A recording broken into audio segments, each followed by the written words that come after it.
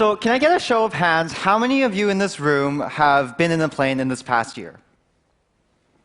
Yeah, that's pretty good. Well, it turns out that you share that experience with more than 3 billion people every year. And when we put so many people in all these metal tubes that fly all over the world, sometimes things like this can happen, and you get a disease epidemic. I first actually got into this topic when I heard about the Ebola outbreak last year. And it turns out that although Ebola spreads through these more range-limited large droplet routes, there's all these other sorts of diseases that could be spread in the airplane cabin. The worst part is, when we take a look at some of the numbers, it's pretty scary. So with H1N1, there was this guy that decided to go on the plane and in a matter of a single flight actually spread disease to 17 other people. And then there's this other guy with SARS who managed to go on a 3-hour flight and spread the disease to 22 other people. That's not exactly my idea of a great superpower. When we take a look at this, what we also find is that it's very difficult to pre-screen for these diseases. So when someone actually goes on a plane, they could be sick, and they could actually be in this latency period in which they could actually have the disease but not exhibit any symptoms. And they could, in turn, spread the disease to so many other people in the cabin. And how that actually works is that right now we've got air coming in from the top of the cabin and from the side of the cabin, as you can see in the blue. And then also that air goes out through these very efficient filters, eliminates 99.97% of pathogens near the outlets.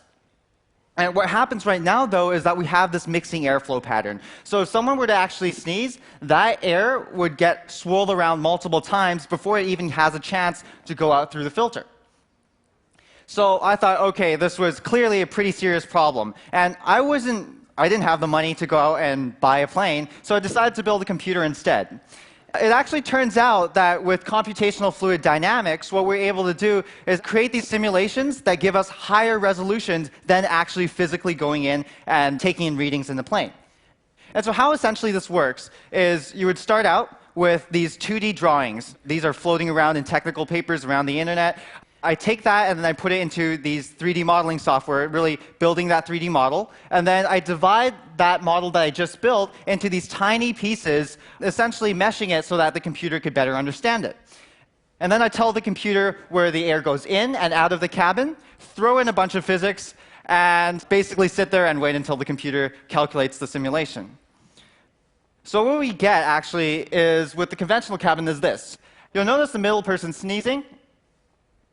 And we go splat, it goes right into people's faces. It's pretty disgusting. And from the front, you'll notice those 2 passengers sitting next to the central passenger, not exactly having a great time. And when we take a look at that from the side, you'll also notice those pathogens spreading across the length of the cabin. First thing that I thought was, this is no good. So I actually conducted more than 32 different simulations, and ultimately, I came up with this solution right here. This is what I call a patent-pending global inlet director. And with this, we're actually able to reduce pathogen transmission by about 55 times and increase fresh air inhalation by about 190%.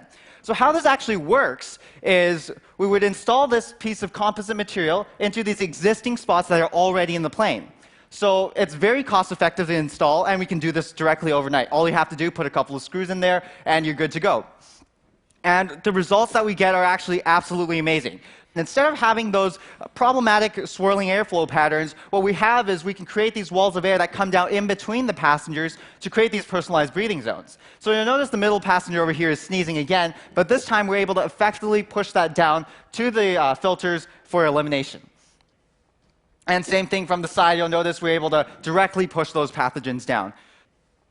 So if we take a look again now at the same scenario, but with this innovation installed, you'll notice middle passenger sneezes. And this time, we're pushing that straight down into the outlet before it gets a chance to infect any other people. So you'll notice the 2 passengers sitting next to the middle guy are breathing virtually no pathogens at all.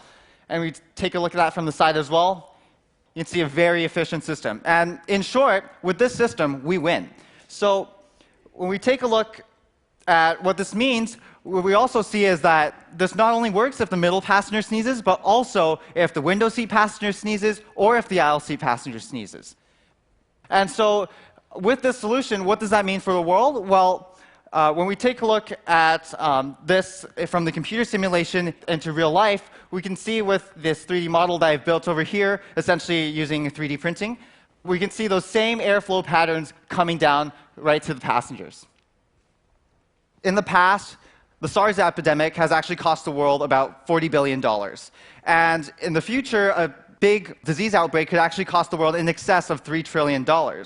So before, it used to be that you had to take an airplane out of service for 1 to 2 months, spend tens of thousands of man-hours, several $1 million to try and change something. But now, we're able to install something essentially overnight and see results right away. So it's really now a matter of taking this through to certification, flight testing, and going through all these regulatory approvals processes.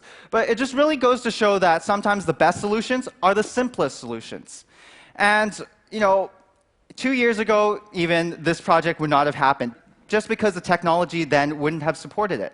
But now, with advanced computing and how developed our internet is, it's really the golden era for innovation. And so the question I ask all of you today is, why wait?